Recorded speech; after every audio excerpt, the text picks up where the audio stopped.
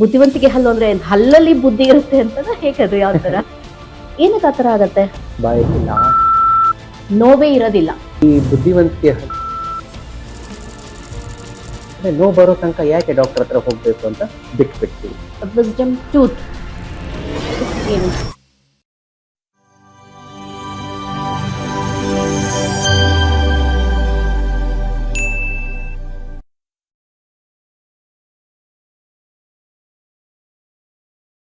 ಜೈ ಶ್ರೀ ಗುರುದೇವ್. ಎಲ್ಲರಿಗೂ ನಮಸ್ಕಾರ. PGS MCH ಆರೋಗ್ಯವಾಣಿ, ನಿಮ್ಮ ಆರೋಗ್ಯ ನಮ್ಮ ಆದ್ಯತೆ ಕಾರ್ಯಕ್ರಮಕ್ಕೆ ಎಲ್ಲರಿಗೂ ಸ್ವಾಗತ. ನಾನು doctor Shilpa, professor, department of physiology. ನಮ್ಮ ಸಂಪೂರ್ಣ ಜೀವಿತಾವಧಿಯಲ್ಲಿ ಎಷ್ಟು ಸಲ ಹಲ್ಲು ಹುಟ್ಟಬಹುದು? ಮೊದಲನೇದಾಗಿ ಮಗು ಹುಟ್ಟಿದ 6 ತಿಂಗಳು, ಅಂದ್ರೆ ಮಗುಗೆ 6 ತಿಂಗಳಾದಾಗ ಹಲ್ಲು ಹುಟ್ಟಕ್ಕೆ ಶುರು ಆಗುತ್ತೆ. ಅದನ್ನ ಹಾಲ್ ಹಲ್ಲು ಅಂತ ಕೂಡ ಕರಿತೀವಿ. ಆ ಹಾಲ್ ಹಲ್ಲು ಮಗು 6 ವರ್ಷ ರೀಚ್ ಆಗ್ತಿದೆ ಅನ್ನೋ ಹಾಗೆ ಬೀಳೋದಿಕ್ಕೂ ಶುರುವಾಗಿ ಮತ್ತೆ ಹೊಸ ಹಲ್ಲು ಉಟ್ಕೊಳ್ಳುತ್ತೆ. ಅದು ಪರ್ಮನೆಂಟ್ ಆಗಿ ನಮ್ಮಲ್ಲೇ ಇರುತ್ತೆ. ಅದು ಬಿಟ್ರೆ ಮತ್ತೆ ಇನ್ನೊಂದು ಸಲ ಕೂಡ ನಮಗೆ ಹಲ್ಲು ಹುಟ್ಟತ್ತೆ. ಅದು ಯಾವಾಗ? ನಾವು ವಯಸ್ಕರಾದ ನಂತರ. ಅದನ್ನ ವಿಸ್ಡಮ್ ಟೂತ್ ಅಥವಾ ಬುದ್ಧಿ ಹಲ್ಲು ಅಂತ ಕರೆಯೋದು. ಈ ಬುದ್ಧಿ ಹಲ್ಲು ಹುಟ್ಟುವಾಗ ಕೆಲವ್ರಿಗೆ ಅವ್ರಿಗೆ ಗೊತ್ತಾಗದಾಗೆ ಸಲೀಸಾಗಿ ಹುಟ್ಟಿ ಬರುತ್ತೆ. ಅದೇ ಇನ್ನು ಕೆಲವ್ರಿಗೆ ತುಂಬಾ ನೋವಾಗುತ್ತೆ. ಕೆಲವು ಸಮಯದಲ್ಲಿ ಏನಾಗುತ್ತೆ, ಅದು ಆಚೆ ಬರೋದೇ ಇಲ್ಲ. ಆ ಥರ ಆದಾಗ ಈ ವಿಸ್ಡಮ್ ಟೂತ್ ಇಂಪ್ಯಾಕ್ಟ್ ಆದರೆ ಏನ್ ಮಾಡಬೇಕು? ಇವತ್ತು ಈ ವಿಷಯದ ಬಗ್ಗೆ ನಿಮಗೆ ಮಾಹಿತಿ ಕೊಡೋದಕ್ಕೆ ಅಂತ ನಮ್ಮೊಂದಿಗೆ BGS ಮೆಡಿಕಲ್ ಕಾಲೇಜ್ ಹಾಸ್ಪಿಟಲ್ನ ಬಾಯಿ ಮತ್ತು ದವಡೆ ಶಸ್ತ್ರಚಿಕಿತ್ಸಾ ತಜ್ಞರಾದ ಹಾಗೂ ಅಸೋಸಿಯೇಟ್ ಪ್ರೊಫೆಸರ್ ಆಗಿರುವಂತಹ ಡಾಕ್ಟರ್ ನಿಖಿಲ್ ರವರು ಬಂದಿದ್ದಾರೆ. ನಮಸ್ತೆ ಡಾಕ್ಟರ್ ನಿಖಿಲ್. ನಮಸ್ತೆ. BGS MCH ಆರೋಗ್ಯವಾಣಿ ಕಾರ್ಯಕ್ರಮಕ್ಕೆ ನಿಮಗೆ ಸ್ವಾಗತ. ಧನ್ಯವಾದ, ತುಂಬಾ ಧನ್ಯವಾದ. ಡಾಕ್ಟರ್ ನಿಖಿಲ್ ಅವರು ಈಗ ವಿಸ್ಡಮ್ ಟೂತ್ ಅಂದ್ರೆ ಬುದ್ಧಿವಂತಿಕೆ ಹಲ್ಲು ಅಂತ ಹೇಳ್ತಾರೆ. ಬುದ್ಧಿವಂತಿಕೆ ಹಲ್ಲು ಅಂದ್ರೆ ಹಲ್ಲಲ್ಲಿ ಬುದ್ಧಿ ಇರುತ್ತೆ ಅಂತಂದ್ರೆ ಹೇಗದು ಯಾವ ತರ? ಇಲ್ಲ ಆ ತರ ಅಲ್ಲ. ಈ ಬುದ್ಧಿವಂತಿಕೆ ಹಲ್ಲು ಅನ್ನೋದು ಬೇರೆ ಯಾವುದು ಹಲ್ಲಲ್ಲ, ನಮ್ದು ನಾರ್ಮಲ್ ಹಲ್ಲೆ. ಆದ್ರೆ ಅದು ಬಾಯದಲ್ಲಿ ಬರೋ ವಯಸ್ಸು 18ರಿಂದ 23 ಮಧ್ಯ. ಆ ವಯಸ್ಸಲ್ಲಿ ಮನುಷ್ಯನಿಗೆ ತಿಳುವಳಿಕೆ ಬರುತ್ತೆ. ಹಂಗಾಗಿ ಇದಕ್ಕೆ ವಿಸ್ಡಮ್ ಟೂತ್ ಅಂತ ಹೇಳ್ತೀವಿ. ಹಾಗಾದ್ರೆ ಈ ವಿಸ್ಡಮ್ ಟೂತ್ ಅನ್ನೋದು 18ರಿಂದ 23 ವಯಸ್ಸಿನ ಒಳಗಡೆ ಬರುವಂತ ಹಲ್ಲು. ಹೌದು. ಇದು ಸಾಮಾನ್ಯವಾಗಿ ಎಲ್ಲಾ ಹಲ್ಲುಗಳ ತರ ಎಲ್ಲಾರ್ಗು ಸಲೀಸಾಗೆ ಬರೋದಿಲ್ಲ. ಕೆಲವರಿಗೆ ಅದು ಸಿಗಾಕೊಳ್ತಾ ಹೋಗುತ್ತೆ. ಏನಕ್ಕೆ ಆ ತರ ಆಗತ್ತೆ? ಯೂಶಲಿ ಈ ಬುದ್ಧಿವಂತಿಕೆ ಹಲ್ಲಿಲ್ಲ, ವಿಸ್ಡಮ್ ಟೀತ್ ನಾವೇನು ಹೇಳ್ತೀವಿ, ಅದರ ಬೆಳವಣಿಗೆ ಇಡೀ ಬಾಯಲ್ಲಿ ಲಾಸ್ಟ್ ಅಲ್ಲಿ ಆಗೋದು. ಈ ಹಲ್ಲು ಮೂಳೆ ಒಳಗೆ ಬರೋವಾಗ ಅದಕ್ಕೆ ಜಾಗ ಸಾಕಾಗೋದಿಲ್ಲ. ಆ ಜಾಗ ಸಾಕಾಗದೇ ಇರೋ ಕಾರಣ ಅದು ದವಡೆ ಒಳಗಡೆನೆ ಸಿಕ್ಕಾಕೊಂಡು ಬಿಡುತ್ತೆ. ಹಾಗಾಗಿ ಇದಕ್ಕೆ ನಾವು ಇಂಪ್ಯಾಕ್ಟೆಡ್ ಟೀತ್ ಅಂತ ಹೇಳ್ತೀವಿ. ಓಕೆ, ಈ ತರ ಈಗ ಹಲ್ಲು ಒಳಗಡೆ ಸಿಕ್ಕಾಕೊಂಡಾಗ ಪೇಷಂಟ್ಸ್ಗೆ ಹೇಗೆ ಗೊತ್ತಾಗುತ್ತೆ ಹಲ್ಲು ಸಿಗಾಕೊಂಡಿದೆ ಅಥವಾ ಇದೆ ಒಳಗಡೆ ಅನ್ನೋದ್ರೆ? ಸೊ ಫಸ್ಟ್ ಅಂಡ್ ಫಾರ್ಮೋಸ್ಟ್ ಇದು 18ರಿಂದ 23 ವಯಸ್ಸು ಮಧ್ಯೆ ಬರುವಂಥ ಹಲ್ಲು. ಸೊ 23 ವಯಸ್ಸಾದ್ಮೇಲೂ ಈ ಹಲ್ಲು ಆಚೆ ಬಂದಿಲ್ಲ ಅಂದರೆ ಅದು ಫಸ್ಟ್ ಇಂಡಿಕೇಶನ್ ಹಲ್ಲು ಒಳಗಡೆ ಸಿಕ್ಕಾಕೊಂಡಿರ್ಬೋದು ಅಂತ. ಎರಡನೇದು, ಬಾಯ ತುದಿಯಲ್ಲಿ ಕೊನೆ ಭಾಗದಲ್ಲಿ ಒಂದೊಂದ್ಸತಿ ಊಟ ಪದೇ ಪದೇ ಹೋಗಿ ಸಿಕ್ಕಾಕೊಳ್ಳುತ್ತೆ. ಪದೇ ಪದೇ ಇನ್ಫೆಕ್ಷನ್ ಆಗುತ್ತೆ, ಕೀವು ಬರುತ್ತೆ, ಜುಮ್ ಅಂತ ಆಗುತ್ತೆ. ಆ ಥರ ಎಲ್ಲ ಇದ್ದಾಗ ರೆಗ್ಯುಲರ್ ಆಗಿ ಇದು ಬುದ್ಧಿ ಹಲ್ಲಿನ ಕಾರಣ. ಆವಾಗ ಇದ್ರ ಬಗ್ಗೆ ನಾವು ಡೆಂಟಿಸ್ಟ್ ಹತ್ರ ಹೋಗಿ ಮಾಹಿತಿ ತಗೊಳ್ಳೋದು ಅನಿವಾರ್ಯ. ಸೊ ವಿಸ್ಡಮ್ ಟೂತ್ ಸಿಕ್ಕಾಕೊಂತು ಅಂದಾಗ ಈ ತರ ಎಲ್ಲಾ ರೋಗ ಲಕ್ಷಣಗಳು ಅಂದ್ರೆ ನೋವಾಗ್ಲಿ ಅಥವಾ ಸಿಕ್ಕಾಕೊಳ್ಳೋದಾಗ್ಲಿ, ಕೆಲವರು ಬಾಯಲ್ಲಿ ವಾಸನೆ ಕೂಡ ಬರಬಹುದು, ಹಾಗೂ ಆಗಲ್ಲ? ಹೌದು. ಈಗ ಫಸ್ಟ್ ನಮಗೆ ಏನು ಅರ್ಥ ಮಾಡ್ಕೋಬೇಕು ಅಂದ್ರೆ ಹಲ್ಲಿಂದ ಆಕಾರ ಮತ್ತೆ ಅದರದ್ದು ಪೊಸಿಷನ್. ಹಲ್ಲಿಂದ ಆಕಾರ ಮತ್ತೆ ಪೊಸಿಷನ್ ನಾರ್ಮಲ್ ಆಗಿತ್ತು ಅಂದ್ರೆ ನಾವು ರೆಗ್ಯುಲರ್ ಆಗಿ ಕ್ಲೀನ್ ಮಾಡಿಕೊಂಡು ಇಡೀ ಬಾಯಲ್ಲಿ ಏನೋ ತೊಂದರೆ ಆಗದಿರೋ ಥರ ನೋಡ್ಕೋಬಹುದು. ಈ ಬುದ್ಧಿ ಹಲ್ಲು ಬಂದಾಗ ಅದು ಯಾವ ರೀತಿಯಲ್ಲಿ ಬಾಯಲ್ಲಿ ಆಚೆ ಬರುತ್ತೆ, ಅದ್ರ ಮೇಲೆ ಯಾವ್ಯಾವ ಥರ ಪ್ರಾಬ್ಲಮ್ಸ್ ಆಗ್ಬೋದು ಅನ್ನೋದು ನಮಗೆ ಅರ್ಥ ಮಾಡ್ಕೋಬೋದು. ಈ ಬುದ್ಧಿ ಹಲ್ಲು ತುಂಬ ಸತಿ ನೇರವಾಗಿ ನೆಟ್ಟಿಗೆ ನಿಂತ್ಕೊಂಡು ಆಚೆ ಬರಲ್ಲ, ಸೊಟ್ಟಕ್ಕೆ ಆಚೆ ಬರುತ್ತೆ. ಇನ್ನೊಂದು ಏನು ಮಾಡುತ್ತೆ, ಪಕ್ಕದಲ್ಲಿಗೆ ಹೋಗಿ ಅಂಟ್ಕೊಂಡು ನಿಂತು ಬಿಡುತ್ತೆ. ಸೊ ಆ ಟೈಮಲ್ಲಿ ಆ ಹಲ್ಲನ್ನು ಕ್ಲೀನಾಗಿ ಮೇಂಟೈನ್ ಮಾಡೋದು ತುಂಬ ಕಷ್ಟ ಆಗುತ್ತೆ.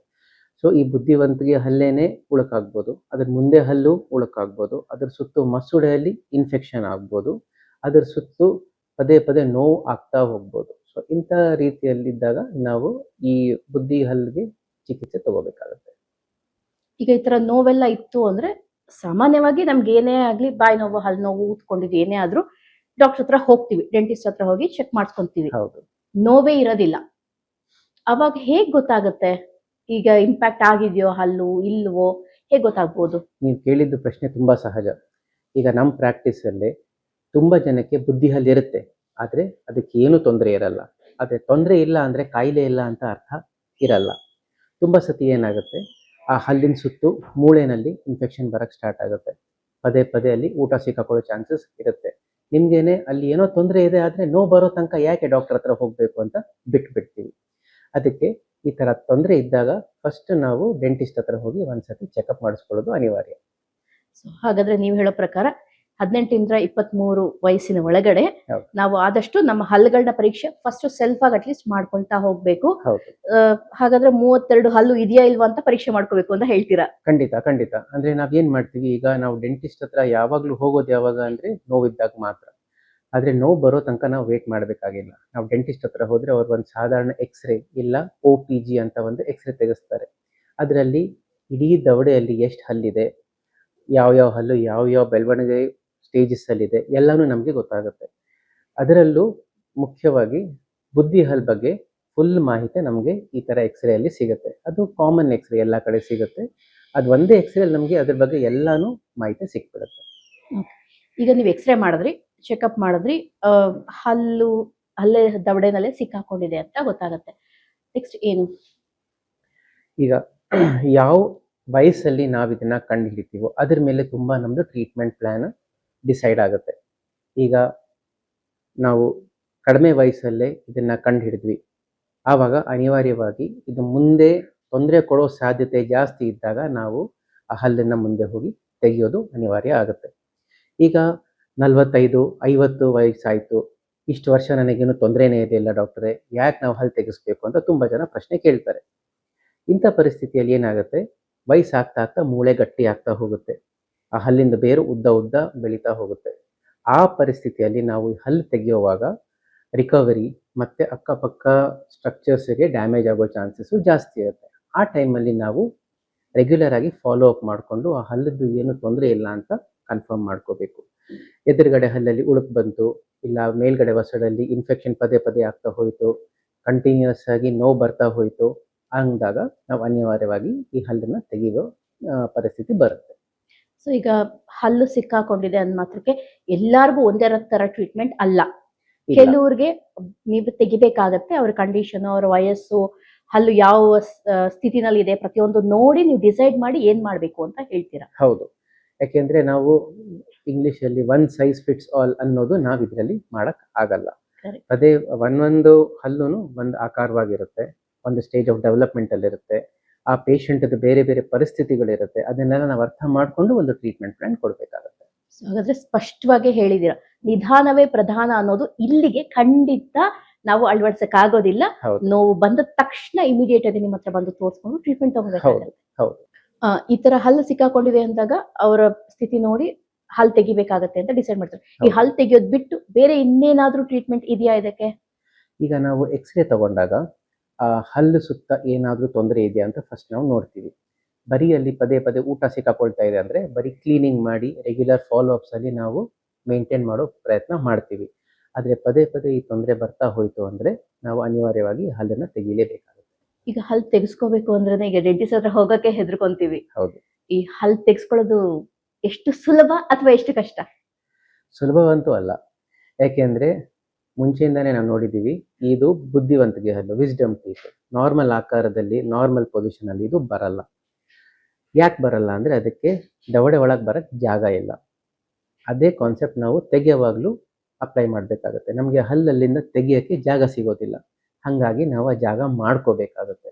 ಸೊ ನಾವೇನು ಮಾಡ್ತೀವಿ, ಅಂಡರ್ ಲೋಕಲ್ ಅನಸ್ಥೀಸಿಯಾ ನಾವು ಡೆಂಟಲ್ ಚೇರ್ ಮೇಲೇ ಬಾಯೆಲ್ಲ ತೆಗೆಸಿ ವಸಡಲ್ಲಿ ಸಣ್ಣ ಕಟ್ ಕೊಟ್ಬಿಟ್ಟು ಮೂಳೆಯಲ್ಲಿ ಸಣ್ಣ ತೆಗ್ ಮಾಡಿ ಆ ಹಲ್ಲಿಗೆ ಆಚೆ ಬರೋಕ್ಕೆ ಜಾಗ ಮಾಡಿಕೊಂಡು ಪಾರ್ಟ್ ಬೈ ಪಾರ್ಟ್ ಆ ಹಲ್ಲನ್ನ ತೆಗಿತೀವಿ. ಸೊ ಈ ಪ್ರೊಸೀಜರಲ್ಲಿ ಸ್ವಲ್ಪ ರಕ್ತ ಜಾಸ್ತಿ ಹರಿಯೋದು. ಹಾಗಾದ್ರೆ ಹೆಚ್ಚು ಕಡಿಮೆ ಬೇರೆ ಹಲ್ಲು ತೆಗೆಸೋ ತರನೇ ಈ ಹಲ್ಲು ತೆಗೆಯೋದು ಇರುತ್ತೆ, ಆದ್ರೆ ಸ್ವಲ್ಪ ಎಕ್ಸ್ಟ್ರಾ ಕೇರು, ಎಕ್ಸ್ಟ್ರಾ ಎಫರ್ಟ್ ಹಾಕಿ ಅದಕ್ಕೆ ಜಾಗ ಮಾಡಿ ನೀವು ಹಲ್ಲನ್ನ ಆಚೆ ತೆಗಿತೀರ. ಹೌದು. ಇಷ್ಟೆಲ್ಲ ಮಾಡುವಾಗ ಇದರಿಂದ ಅಡ್ಡ ಪರಿಣಾಮಗಳು ಅಥವಾ ಕಾಂಪ್ಲಿಕೇಶನ್ಸ್, ಇದರಿಂದ ತುಂಬಾ ತೊಂದರೆ ಆಗೋದು ಆ ತರ ಏನಾದ್ರು ಇದೆಯಾ? ಈಗ ಎಲ್ಲರೂ ಹೆದರಿಕೆ ಮತ್ತೆ ಭಯ ಪಡೋದು ನೋವಿಂದ, ಆದ್ರೆ ಪ್ರೊಸೀಜರ್ ಟೈಮಲ್ಲಿ ನಿಮಗೆ ನೋವು ತುಂಬಾ ಕಡಿಮೆ ಇರುತ್ತೆ. ಯಾಕೆಂದ್ರೆ ನಾವಿದು ಲೋಕಲ್ ಅನಸ್ಥೀಸಿಯಾ ಅಂಡರ್ ಪ್ರೊಸೀಜರ್ ಮಾಡ್ತೀವಿ. ಪ್ರೊಸೀಜರ್ ಆದಮೇಲೆ 2 ಹೊಲಿಗೆನೂ ಹಾಕಿರ್ತೀವಿ. ಸೊ ಬಾಯಿ ಒಳಗಡೆ ಈ ಹೊಲಿಗೆ ಇದ್ದು ಅದು ರಕ್ತ ಹರಿಯೋದನ್ನು ಕಡಿಮೆ ಮಾಡುತ್ತೆ. ಆದರೆ ನಾವು ಸ್ವಲ್ಪ ಇನ್ಸ್ಟ್ರಕ್ಷನ್ಸ್ ಹೇಳ್ತೀವಿ. ಆ ಇನ್ಸ್ಟ್ರಕ್ಷನ್ಸ್ ಫಾಲೋ ಮಾಡಲಿಲ್ಲ ಅಂದರೆ ಸ್ವಲ್ಪ ಕಾಂಪ್ಲಿಕೇಶನ್ಸ್ ಆಗುತ್ತೆ. ಅಂದರೆ ಹಲ್ಲು ತೆಗೆದಾದ್ಮೇಲೆ ಪದೇ ಪದೇ ರಕ್ತ ಹರಿಯೋದು, ಸ್ವಲ್ಪ ತುಟಿ ಮತ್ತು ನಾಲಿಗೆ ಮರಗೊಟ್ಟೋದು, 3-4 ದಿವಸಕ್ಕಿಂತ ಜಾಸ್ತಿ, ಒಂದೊಂದು ಸತಿ 1 ವಾರಕ್ಕಿಂತ ಜಾಸ್ತಿ ಕಂಟಿನ್ಯೂಸ್ ಆಗಿ ನೋವಾಗೋದು, ಊತ ಬರೋದು, ಇಂಥವೆಲ್ಲ ಸ್ವಲ್ಪ ಕಾಂಪ್ಲಿಕೇಶನ್ಸ್ ಆಗೋ ಚಾನ್ಸಸ್ ಇರುತ್ತೆ. ಸರಾಸರಿ ಇದೊಂದು ಚಿಕಿತ್ಸೆ ಮಾಡಿಸೋದಕ್ಕೆ ಎಷ್ಟು ಸಮಯ ಹಿಡಿಬೋದು? ಡೆಂಟಲ್ ಚೇರ್ ಮೇಲೆ ಇದನ್ನು ಕನಿಷ್ಠವಾಗಿ ಅರ್ಧ ಗಂಟೆಯಿಂದ 45 ನಿಮಿಷ ಒಳಗಡೆ ಈ ಪ್ರೊಸೀಜರನ್ನು ಆರಾಮದಲ್ಲಿ ಮಾಡ್ಬೋದು. ಆದರೆ ಪ್ರತಿಯೊಂದು ಹಲ್ಲೂ ಅದ್ರ ಪೊಸಿಷನ್ ಮೇಲೆ ಡಿಸೈಡ್ ಆಗುತ್ತೆ ಎಷ್ಟು ಹೊತ್ತಾಗುತ್ತೆ ಅಂತ. ಅದು ನೀವು ಚಿಕ್ಕವರಿದ್ದಾಗ 18ರಿಂದ 23 ವರ್ಷದ ಮಧ್ಯ ಈ ಪ್ರೊಸೀಜರನ್ನು ಮಾಡಿದ್ರೆ ಕನಿಷ್ಠ 20ರಿಂದ 25 ನಿಮಿಷದಲ್ಲೇ ಮುಗಿಸ್ಬೋದು. ಯಾಕೆಂದರೆ ಆವಾಗ ಮೂಳೆ ಸಪ್ಪಳವಾಗಿರುತ್ತೆ, ತೆಗ್ಗು ಮಾಡೋಕ್ಕೆ ಸುಲಭವಾಗುತ್ತೆ. ಆದರೆ ವಯಸ್ಸಾಗ್ತಾ ಆಗ್ತಾ ಮೂಳೆ ಗಟ್ಟಿ ಆಗುತ್ತೆ. ಅದು ಬೆಳೀತಾ ಇರೋ ಹಲ್ಲಿಂದು ಬೇರು ಉದ್ದ ಬೆಳೆಯುತ್ತೆ. ಅದು ಅಕ್ಕಪಕ್ಕ ನರಗಳ ಹತ್ರ ಸುತ್ಕೋಬೋದು.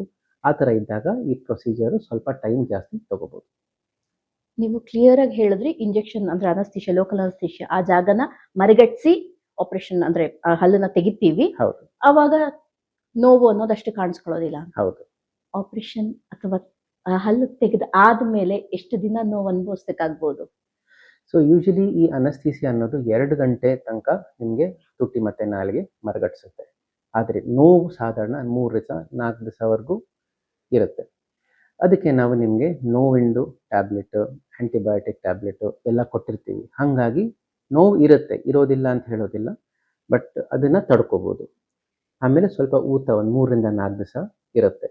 ಸೊ ಇದು 2 ಬಿಟ್ಟರೆ ಬೇರೆ ನೀವು ರೆಗ್ಯುಲರ್ ಆ್ಯಕ್ಟಿವಿಟಿ ರೆಗ್ಯುಲರಾಗಿ ಸ್ಟಾರ್ಟ್ ಮಾಡ್ಕೊಂಡು ಹೋಗ್ಬೋದು. ಹಲ್ಲು ತೆಗೆಸಿದ ಮೇಲೆ ನೀವು ಎಷ್ಟೊತ್ತು ರೆಸ್ಟ್ ಮಾಡೋದಕ್ಕೆ ಹೇಳಿರ್ತೀರ, ಅಷ್ಟು ಆದ ನಂತರ ಅವ್ರು ರೆಗ್ಯುಲರ್ ಕೆಲಸಗಳೆಲ್ಲ ಮಾಡ್ಕೋಬೋದು ಹಾಗಾದರೆ? ಸೊ ಹಲ್ಲು ತೆಗೆದ ತಕ್ಷಣ ನಾವು ಸ್ವಲ್ಪ ಸಲಹೆಗಳನ್ನ ಪೇಷಂಟಿಗೆ ಕೊಟ್ಟಿರ್ತೀವಿ. ಆ ಸಲಹೆಗಳನ್ನ ಪಾಲಿಸ್ಕೊಂಡು ಹೋದರೆ ಅವ್ರು ರೆಗ್ಯುಲರ್ ಆಗಿ ಅವ್ರು ಇರ್ಬೋದು, ಏನೂ ತೊಂದರೆ ಆಗೋದಿಲ್ಲ. ನೀವು ಹೇಳಿರೋ ಸಲಹೆಗಳನ್ನ ಪಾಲಿಸಿದ್ರೆ ಏನೂ ತೊಂದರೆ ಇಲ್ಲದೆ ಅವರು ನಾರ್ಮಲ್ ಆಗಿ ಜೀವನ ನಡೆಸ್ಬೋದು. ಹೌದು. ಹಾಗಾದ್ರೆ ಯಾವ ಸಲಹೆಗಳನ್ನ ನಾವು ಪಾಲಿಸಬೇಕಾಗತ್ತೆ? ನಾವು ಹಲ್ಲು ತೆಗೆದಿದ್ದ ದಿವಸನೇ ಪೇಷಂಟಿಗೆ ಸ್ವಲ್ಪ ಸಲಹೆಗಳು ಕೊಟ್ಟಿರ್ತೀವಿ. ಹಲ್ಲು ತೆಗೆದಿದ್ದ ತಕ್ಷಣ ಬಾಯಲ್ಲಿ ಒಂದು ಹತ್ತಿ ಇಟ್ಟು 30 to 45 ಮಿನಿಟ್ಸ್ ಆ ಹತ್ತಿ ಮೇಲೆ ಗಟ್ಟಿಯಾಗಿ ಕಚ್ಚಿಟ್ಕೋಬೇಕು. ಉಗುಳು ತುಂಬ ಬರ್ತಾ ಇರುತ್ತೆ. ಉಗುಳು ಉಗಿಬೇಕು ಅಂತ ತುಂಬ ಆಸೆ ಆಗುತ್ತೆ, ಆದರೆ ಉಗುಳನ್ನು ನುಂಗಬೇಕು. ಆಹಾರದಲ್ಲಿ ಬಿಸಿ ಗಟ್ಟಿ ಖಾರ ತಗೋಬಾರ್ದು. ಅರ್ಧ ಗಂಟೆ ಆದಮೇಲೆ ನಾವು ಈ ಹತ್ತಿನ ತೆಗೆದುಬಿಟ್ಟು ಐಸ್ ಕ್ರೀಮ್ ಇಲ್ಲ ಹಣ್ಣಿನ ಜ್ಯೂಸು ತಗೋಬೋದು. ಆದರೆ ಇಲ್ಲಿ ಹಣ್ಣಿನ ಜ್ಯೂಸು ನೀವು ಲೋಟದಿಂದ ಕಚ್ಚಿ ಕುಡಿಬೇಕು, ಸ್ಟ್ರಾಯಿಂದ ಚೀಪೋ ಹಂಗಿಲ್ಲ. ಆಮೇಲೆ ಮನೆಗೆ ಸೇರಿದ ಮೇಲೆ ನೀವು ಐಸಿನ ಗಡ್ಡೆ ಹೊರಗೆ ಇಟ್ಕೊಂಡು ಸ್ವಲ್ಪ ಆ ಜಾಗನ ಆರಾಮ್ ಸಿಗುತ್ತೆ ನಿಮಗೆ. 3 to 4 hours ಅಂದರೆ 3ರಿಂದ 4 ಗಂಟೆ ತುಂಬ ಮಾತಾಡಬಾರ್ದು. ಯಾಕೆಂದರೆ ಹಲ್ಲು ತೆಗೆದಿದ್ದ ಜಾಗದಲ್ಲಿ ಸ್ವಲ್ಪ ರಕ್ತ ಹೆಪ್ಪು ಕಟ್ತಾ ಇರುತ್ತೆ. ಪದೇ ಪದೇ ಮಾತಾಡೋಕ್ಕೆ ಹೋದರೆ ಆ ರಕ್ತ ಹೆಪ್ಪು ಕಟ್ಟಿದ ಆಚೆ ಬಂದರೆ ಮತ್ತೆ ಪುನಃ ರಕ್ತ ಹರಿಯೋ ಚಾನ್ಸಸ್ ಇರುತ್ತೆ. ಸಾಯಂಕಾಲ ಆಗ್ತಾ ನೀವು ರೆಗ್ಯುಲರ್ ಆಗಿ ನಿಮ್ಮ ರೆಗ್ಯುಲರ್ ಲೈಫ್ ಸ್ಟೈಲನ್ನು ಕಂಟಿನ್ಯೂ ಮಾಡ್ಬೋದು. ಆದರೆ ಬಗ್ಗಿ ಕೆಲಸ ಮಾಡೋದು, ವಜ್ಜ ಎತ್ತೋದು ಅದನ್ನೆಲ್ಲ ಒಂದು 2ರಿಂದ 3 ದಿವಸ ಅವಾಯ್ಡ್ ಮಾಡಬೇಕು. ಮುಂದಿನ ದಿವಸದಿಂದ ನೀವು ನಿಮ್ಮ ಬಾಯಿನ ಚೆನ್ನಾಗಿ ನೋಡ್ಕೋಬೇಕು, ಬ್ರಷ್ ಮಾಡಬೇಕು. ಒಂದೊಂದು ಸತಿ ಬಾಯಿ ಜಾಸ್ತಿ ತೆಗೆಯೋಕ್ಕಾಗಿಲ್ಲ, ನೋವಾಗ್ತಾ ಇದೆ ಅಂದರೆ ಅಟ್ಲೀಸ್ಟ್ ಒಂದು ಮೆಡಿಕೇಟೆಡ್ ಮೌತ್ ವಾಶ್ ಯೂಸ್ ಮಾಡಿ ಬಾಯಿನ ಸ್ವಚ್ಛತೆಯಾಗಿ ಇಟ್ಕೋಬೇಕು. ಹಾಗಾದ್ರೆ ನೀವು ಹೇಳಿದ ಸಲಹೆ ಎಲ್ಲ ಪಾಲಿಸ್ಕೊಂಡು ಕರೆಕ್ಟಾಗಿ ಬಂದರೆ ಯಾವುದೇ ತೊಂದರೆ ಇಲ್ಲದೆ ಆ ಹಲ್ಲು ಕಿತ್ತಿರೋದು ಗಾಯ ವಾಸಿಯಾಗಿ ಅವರು ನಾರ್ಮಲ್ ಆಗಿ ಜೀವನ ಮಾಡ್ಕೊಂಡು ಹೋಗ್ಬೋದು. ಹೌದು. ಆದರೆ ನಾನು ರೆಗ್ಯುಲರ್ ಆಗಿ ಪೇಷಂಟ್ಗಳ ಕಡೆಯಿಂದ ಕೇಳೋದು ಅಂದ್ರೆ ಆ ಹಲ್ಲು ಕೀಳ್ಸಿದ್ರೆ ಮುಖದ ಆಕಾರನೇ ಬದಲಾಗ್ಬಿಡತ್ತೆ ಅಂತೆಲ್ಲ ಹೇಳ್ತಾರೆ. ನಾವೇನು ಅರ್ಥ ಮಾಡ್ಕೋಬೇಕು ಅಂದರೆ ಮುಖಕ್ಕೆ ಆಕಾರ ಹೇಗೆ ಬರುತ್ತೆ? ಮುಖಕ್ಕೆ ಆಕಾರ ನಮ್ಮ ದವಡೆಗಳಿಂದ ಬರುತ್ತೆ. ಈ ಒಂದು ಹಲ್ಲಿಂದ ನಿಮ್ಮ ಮುಖದ ಆಕಾರ ವ್ಯತ್ಯಾಸ ಬೀಳೋದಿಲ್ಲ. ಈಗ ಎಲ್ಲ ಹಲ್ಲು ಕಳ್ಕೊಂಡ್ರೆ ಹೌದು ನಿಮ್ಮ ಮುಖದ ಆಕಾರ ಚೇಂಜ್ ಆಗುತ್ತೆ, ಆದರೆ ಒಂದೇ ಹಲ್ಲು ತೆಗೆದ್ರೆ ನಿಮ್ದು ಮುಖದ ಆಕಾರ ಚೇಂಜ್ ಆಗೋದಿಲ್ಲ. ಈ ಹಲ್ಲು ಸಿಕ್ಕಾಕೊಡುತ್ತಲ್ಲ, ಅದೆಲ್ಲರಿಗೂ ಒಂದೇ ತರ ಇಂಪ್ಯಾಕ್ಟ್ ಆಗುತ್ತಾ ಅಥವಾ ಪರ್ಸನ್ ಟು ಪರ್ಸನ್ ಅಂದ್ರೆ ಒಬ್ಬರಿಂದ ಒಬ್ಬರಿಗೆ ಆ ಹಲ್ಲು ಸಿಕ್ಕಾಕೊಳ್ಳೋದು ಏನಾದರೂ ಚೇಂಜಸ್ ಇರುತ್ತಾ ಬೇರೆ ಬೇರೆ ತರ? ಪರ್ಸನ್ ಟು ಪರ್ಸನ್ ವ್ಯತ್ಯಾಸ ಆಗುತ್ತೆ, ಹಲ್ಲಿಗೆ ಹಲ್ಲು ವ್ಯತ್ಯಾಸ ಆಗುತ್ತೆ. ಈಗ ನಾವೇನು ಅರ್ಥ ಮಾಡ್ಕೋಬೇಕು ಅಂದರೆ ಈ ಬುದ್ಧಿ ಹಲ್ಲು ನಮಗೆ 4 ಇರುತ್ತೆ, 2 ಕೆಳಗಡೆ 2 ಮೇಲ್ಗಡೆ. ಇದು ಬೇರೆ ಬೇರೆ ರೀತಿಯಲ್ಲಿ ಬೇರೆ ಬೇರೆ ಆಳೆಗಳಲ್ಲಿ ಸಿಕ್ಕಾಕೊಳ್ಳುತ್ತೆ. ಮೇಲೆ ಸಿಕ್ಕಾಕೋಬೋದು, ತುಂಬ ಆಳದಲ್ಲೂ ಸಿಕ್ಕಾಕೋಬೋದು. ಮಲ್ಕೊಂಡು ಇರ್ಬೋದು, ಅರ್ಧ ಸೊಟ್ಟಕ್ಕೂ ಇರ್ಬೋದು. ಸೊ ಬೇರೆ ಬೇರೆ ಹಲ್ಲು ಬೇರೆ ಬೇರೆ ರೀತಿಯಲ್ಲಿ ಸಿಕ್ಕಾಕೊಳ್ಳುತ್ತೆ. ಅದ್ರ ಮೇಲೆ ಆ ಪ್ರೊಸೀಜರ್ಗೆ ಎಷ್ಟು ಟೈಮ್ ತಗೊಳುತ್ತೆ, ಆ ಪೇಷಂಟ್ ಎಷ್ಟು ಬೇಗ ರಿಕವರ್ ಆಗ್ತಾರೆ, ಅವ್ರಿಗೆ ಎಷ್ಟು ದಿವಸ ನೋವಿರುತ್ತೆ, ಪರ್ಸನ್ ಟು ಪರ್ಸನ್ ಮತ್ತೆ ಹಲ್ ಟು ಹಲ್ ಮೇಲೆ ಡಿಪೆಂಡ್ ಆಗುತ್ತೆ. ಈಗ ಕೊನೆಯದಾಗಿ ನಮ್ಮ ವೀಕ್ಷಕರಿಗೆ ನೀವು ಏನ್ ಸಲಹೆ ಕೊಡೋದಕ್ಕೆ ಇಷ್ಟಪಡ್ತೀರಾ? ಸಾಧಾರಣ ರೀತಿಯಲ್ಲಿ ನಮ್ಮೆಲ್ಲರ ಬಾಯಲ್ಲೂ 32 ಹಲ್ಲು ಇರುತ್ತೆ. 23 ವಯಸ್ಸು ಆದ್ಮೇಲೂ ನಿಮ್ಮ ಬಾಯಲ್ಲಿ 32 ಹಲ್ಲು ಬಂದಿಲ್ಲ ಅಂದ್ರೆ ದಯವಿಟ್ಟು ನಿಮ್ಮ ಡೆಂಟಿಸ್ಟ್ ಇಲ್ಲ ದಂತ ವೈದ್ಯಕೀಯರ ಹತ್ರ ಹೋಗಿ. ಅವ್ರು ಅಟ್ಲೀಸ್ಟ್ ಒಂದು ಇನಿಷಿಯಲ್ ಎಕ್ಸಾಮಿನೇಷನ್ ಮಾಡ್ತಾರೆ. ಒಂದು ರೀತಿಯಲ್ಲಿ ಯಾವುದಾದ್ರೂ ಹಲ್ಲು ಬಾಯಲ್ಲಿ ಇಲ್ಲ ಅಂದ್ರೆ ಒಂದು ಎಕ್ಸ್ರೇ ಮಾಡ್ತಾರೆ. ಎಕ್ಸ್ರೇನಲ್ಲಿ ಆ ಹಲ್ಲು ಒಳಗಡೆ ದವಡೆ ಸಿಕ್ಕಾಕೊಂಡಿದ್ಯಾ, ಅದರ ಸುತ್ತ ಏನಾದರೂ ತೊಂದರೆ ಆಗ್ತಾ ಇದೆಯಾ ಅಂತ ನೋಡಿದ ಕೂಡಲೇ ನಿಮಗೆ ಬೇಗ ಚಿಕಿತ್ಸೆಗೆ ಸಲಹೆ ಕೊಡ್ತಾರೆ. ಈ ವಿಸ್ಡಮ್ ಟೂತ್ ಮತ್ತು ಇಂಪ್ಯಾಕ್ಟೆಡ್ ಟೂತ್ ಎರಡರ ಬಗ್ಗೆ ನಮ್ಮ ವೀಕ್ಷಕರಿಗೆ ಸರಳವಾಗಿ ಅವ್ರಿಗೆ ಅರ್ಥ ಆಗೋ ಥರ ತಿಳಿಸಿ ಹೇಳೋದಕ್ಕೆ ನಿಮಗೆ ತುಂಬಾ ಧನ್ಯವಾದಗಳು ಡಾಕ್ಟರ್ ನಿಖಿಲ್. ಧನ್ಯವಾದ. ಜೈ ಶ್ರೀ ಗುರುದೇವ್. ತಿಳ್ಕೊಂಡಲ್ಲ ವೀಕ್ಷಕರೇ, ವಯಸ್ಕರಾದ ನಂತರ ಹುಟ್ಟುವಂಥ ದವಡೆ ಹಲ್ಲು ವಿಸ್ಡಮ್ ಟೂತ್ ಅಂತ ಕರಿತೀವಿ, ಅದೇನಾದ್ರೂ ಸಿಕ್ಕಾಕೊಂಡ್ರೆ ಅಂದ್ರೆ ಇಂಪ್ಯಾಕ್ಟ್ ಆದ್ರೆ ತಕ್ಷಣಕ್ಕೆ ನೀವು ತಡ ಮಾಡದೆ ದಂತ ವೈದ್ಯರನ್ನ ಕಾಣಲೇಬೇಕು ಅನ್ನೋ ಮಾಹಿತಿನ ನಾನು ಇವತ್ತು ನಿಮಗೆ ತಿಳಿಸ್ಕೊಡ್ತಾ ಇಂದಿನ ಆರೋಗ್ಯವಾಣಿ ಕಾರ್ಯಕ್ರಮವನ್ನ ಮುಗಿಸ್ತಾ ಇದ್ದೀನಿ. ಇವತ್ತು ನಾವು ನಿಮ್ಮೊಂದಿಗೆ ಹಂಚಿಕೊಂಡ ಮಾಹಿತಿ ಇಷ್ಟವಾದಲ್ಲಿ ಲೈಕ್ ಮಾಡಿ, ಈ ಮಾಹಿತಿನ ನಿಮ್ಮ ಆತ್ಮೀಯರೊಂದಿಗೆ ಹಂಚಿಕೊಳ್ಳೋದಿಕ್ಕೆ ಶೇರ್ ಮಾಡಿ, ಹಾಗೂ ಇನ್ನೂ ಇದ್ರ ಬಗ್ಗೆ ಏನೋ ತಿಳ್ಕೊಬೇಕು ಅಥವಾ ಅಭಿಪ್ರಾಯ ಅನಿಸಿಕೆಗಳು ಏನಾದರೂ ಇದ್ದಲ್ಲಿ ಕಮೆಂಟ್ ಮಾಡಿ. ಇದೇ ತರಹ ಇನ್ನೂ ಹೆಚ್ಚು ವೈದ್ಯಕೀಯ ಮಾಹಿತಿಗಳನ್ನ ತಿಳ್ಕೊಳ್ಳೋದಿಕ್ಕೆ BGS medical college hospital YouTube ಚಾನಲ್ನ ಸಬ್ಸ್ಕ್ರೈಬ್ ಮಾಡಿ. ಜೈ ಶ್ರೀ ಗುರುದೇವ್.